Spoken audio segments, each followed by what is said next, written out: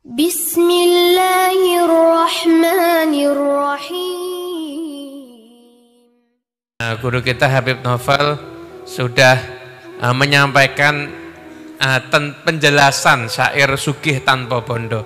Lah itulah hidupnya kaum sholihin itu seperti itu. Lah sekarang banyak orang punya bondo tapi tidak rumongso sugih, rumongso fakir. Kenapa? Karena yang dipikir selalu kurang, ini belum punya, itu masih kurang ini, tapi tidak pernah merasa cukup dengan pemberian Allah. Padahal kalau dilihat sama orang, dia sudah termasuk orang kaya. Nah, nggak usah panjang-panjang, saya cuma mau membawakan satu cerita tentang sugih tanpa bondo tadi itu. Ini kisahnya orang soleh. Jadi leluhurnya semua Habib yang bermarga Al-Idrus itu namanya Habib Abdullah bin Abu Bakar Al-Idrus Al-Akbar. Nah, punya putra namanya Habib Abu Bakar juga, namanya seperti ayahnya. Karena tinggalnya di kota Aden, maka julukannya Abu Bakar Al-Adni. Al-Idrus, marganya Al-Idrus. Abu Bakar Al-Adni ini luar biasa. Jadi makomnya itu memang tampil sebagai seorang ulama yang hidupnya itu mewah, di tengah masyarakat ketika itu. Bahkan kalau beliau itu kudanya jalannya di karpet. Sekarang ada kiai mobilnya di karpet. Ini kudanya jalannya aja di karpet. Itu pernah suatu hari beliau lagi jalan dicegat sama orang yang kebetulan non muslim. Cegat, kemudian bilang, Habib, nabimu pernah berkata, dunia ini penjaranya orang mukmin dan surganya orang kafir.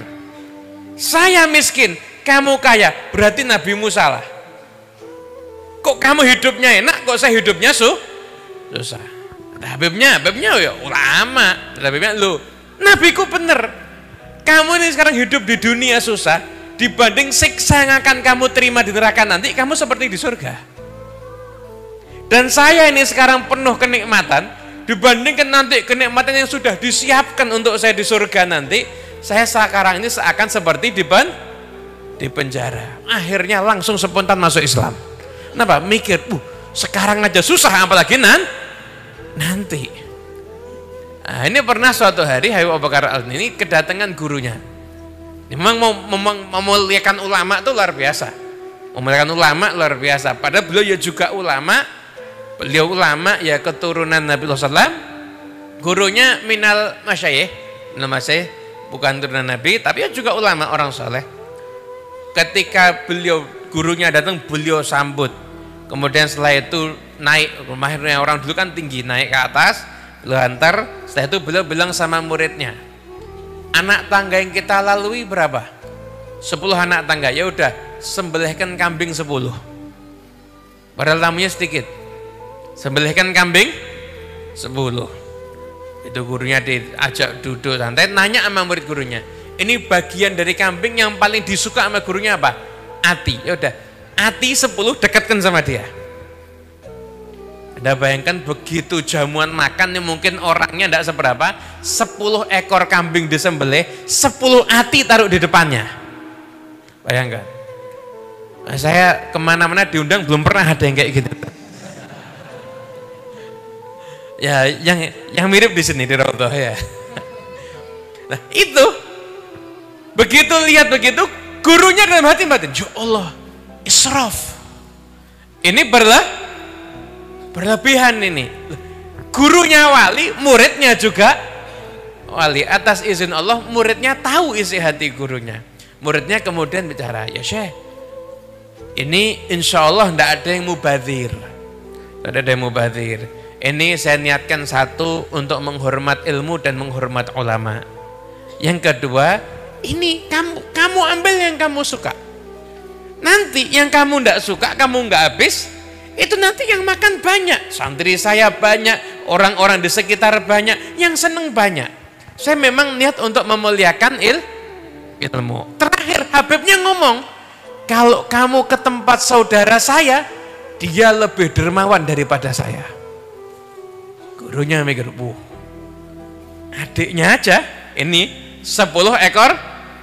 Lah gimana kalau lebih luman, lebih dermawan? Tanya, saudara kamu di mana? Di tempat ini. Oh, cari waktu, datangi ke sana. Datang ke sana dilihat, rumahnya aja udah beda. Tapi kan enggak apa-apa, kadang-kadang casing tidak menunjukkan isinya. Nah, mungkin casingnya aja kelihatan biasa tapi dalamnya mewah. Masuk ke dalam ternyata lebih biasa lagi. Ditunggu sampai waktu makan. Ditunggu. Ini mungkin persiapan lagi nyembelih kambing atau apa ini. Ternyata waktu makan datang, ada air dulu ke orang itu kalau makan kan pakai roti. Rotinya itu kalau keras tuh dicelup. Roti satu dibagi jadi 2. Satu tamunya, satu sohibul bednya. Tamu loh, katanya lebih dermawan. Kok cuma roti setengah, separuh rotinya. Enggak apa-apa, kan belum persiapan. Besok datang lagi sampai waktu makan, roti satu lagi. Loh, kok roti lagi ini? Setengah. Satu, separuh sohibul bednya, separuhnya lagi tamunya. Enggak apa-apa, saya mungkin mendadak. Ngomong, besok saya mau datang lagi. Jadi jangan sampai dadaan lagi yang ini. Besok saya mau datang lagi. Besok datang lagi sama, masih roti separuh. Enggak kuat akhirnya. Habib, saya datang dari tempatnya saudara kamu. Masya Allah. Oh iya, saudara saya Masya Allah. 10 ekor kambing ini, Masya Allah, ini 10 ekor kambing. 10 ekor kambing disuguhkan sama saya. Wah, Masya Allah. Terus dia bilang, katanya kamu lebih dermawan. Saya 3 kali kesini roti separuh. Nah, jawaban saya bulbetnya, betul, saya lebih dermawan. Saudara saya itu jamu kamu 10 ekor kambing, itu mungkin nggak sampai 1/10 dari kekayaannya dia. Kamu tahu saya ini orang miskin, nggak punya apa-apa. Yang saya punya cuma roti 1, setengah harta saya yang kamu makan tiap hari. Berarti saya jauh lebih dermawan daripada dia. Ini loh yang namanya sugih tanpa. Nah, cuma jangan ditiru ya. Nah, nanti akhirnya jenengan ngundang Habib, ngundang Kiai, ayo rotinya dibagi 2, jangan.